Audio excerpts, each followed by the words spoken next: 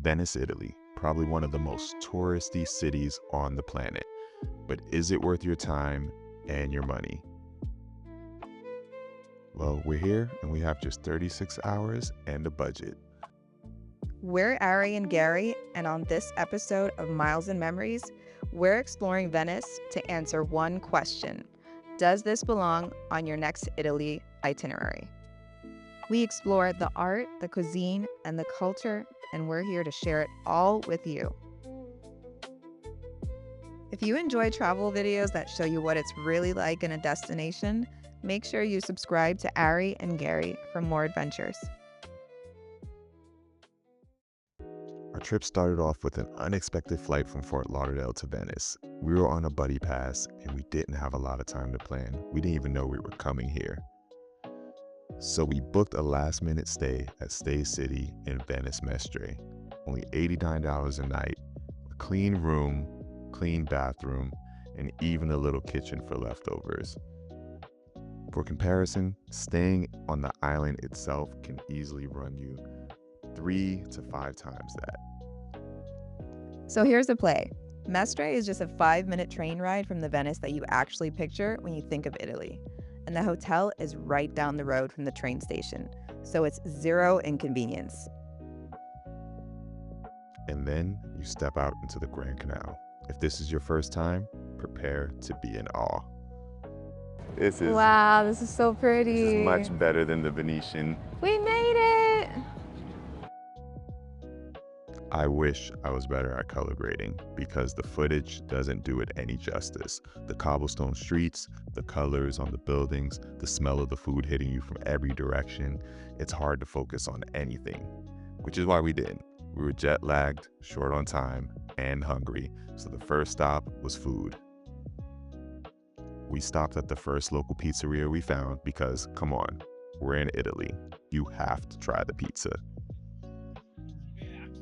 The real Italiana Ponte Allegra. First time getting pizza in Italy. Look at that. This is Gary's first time having pizza in Italy. This is my second time. I had pizza the first time a few years ago in Sicily, so let's see how this one tastes. Missing the cheesy component that I'm used to with New York pizza, but it's a really good pizza. It's good, but it's not the best. It's good, but it's not the best, for sure. We're gonna have to find a better place. Honestly, we were probably just being tough critics. We're used to that greasy, cheesy New York slice back home. After stuffing our faces, we hit the streets. With only 36 hours here, we wanted to see as much as possible. But day one, we mostly just let Venice happen to us. Because stepping into this city feels like stepping into a living museum. Every corner, every alleyway, there's a piece of history just sitting there. And the canals? Imagine growing up in a city with no cars, where kids learn to drive boats before they can even touch a steering wheel.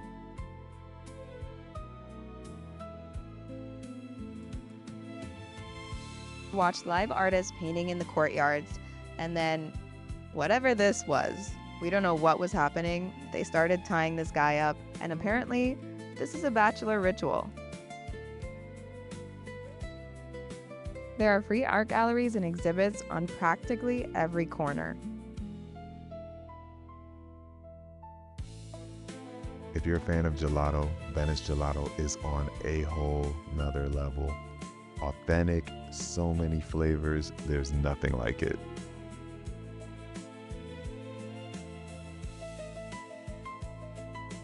Honestly, one thing I really loved in my first day in Venice is that there are just so many places to just sit and take it all in together, and plenty of spots to grab something to eat or just have a spritz.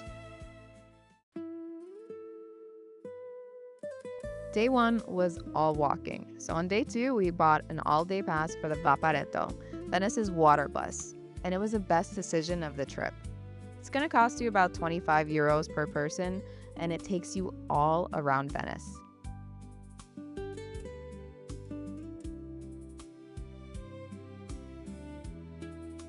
we use it to hit the other side of Venice and see some of the biggest sights, starting with St. Mark's Square. It is jaw-dropping in person. The ancient architecture, the clock tower, the Doge's palace sitting right next to the basilica. It's all just amazing.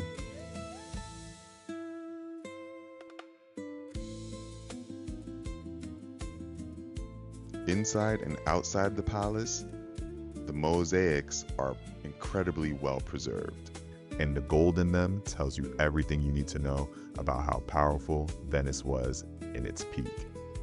It's stunning that something this old can still be this beautiful.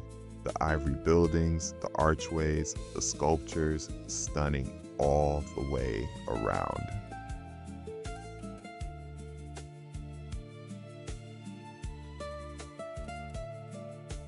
Venice brings out the romance in you. The city really is as beautiful as you imagine. And speaking of romance, you know we couldn't leave Venice without a gondola ride. It ran us about $150 for 45 minutes, winding through the back canals past some of Venice's great stops. You're mostly in the quiet back corridors, so you won't see the front of the major attractions, but that's kind of the charm, seeing a different perspective of Venice. It was peaceful, it was romantic, Ari loved every second, and our gondolier gave us a little history lesson on the canals as we drifted through.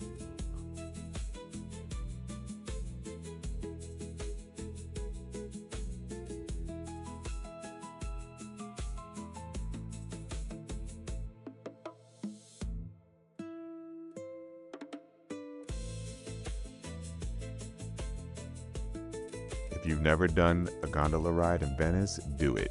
You'll glide past the home of Marco Polo, and seeing the architecture from the water is worth it on its own.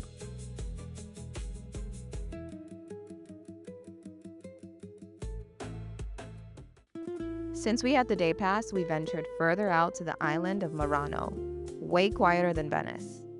If you want a slower pace with fewer crowds, Murano is worth it. This is Venice's glass-blowing city. It's on the same canal as Venice. Walk the streets and you'll pass shop after shop of hand-blown glass jewelry sculptures and pieces that you'll not find anywhere else.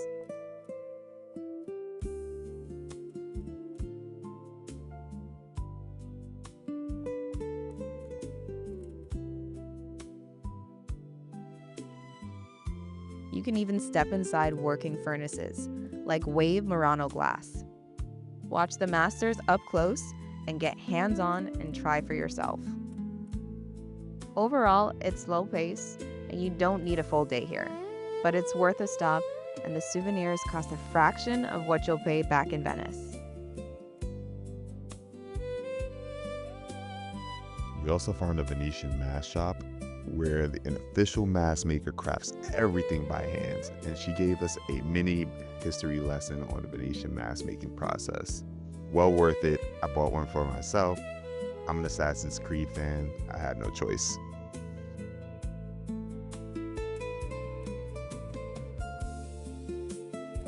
After hours of walking, we were done and exhausted. We needed one great dinner to close it out, and we found Ristorante Riviera, right on the shoreline with a perfect view of the sunset.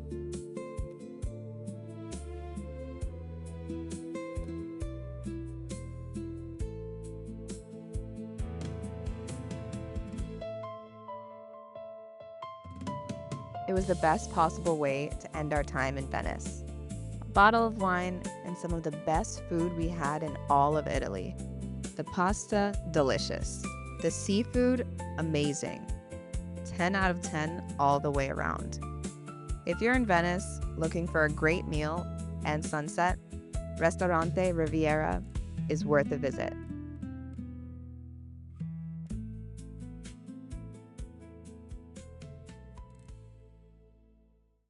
So after 36 hours, does Venice deserve a spot on your Italy itinerary?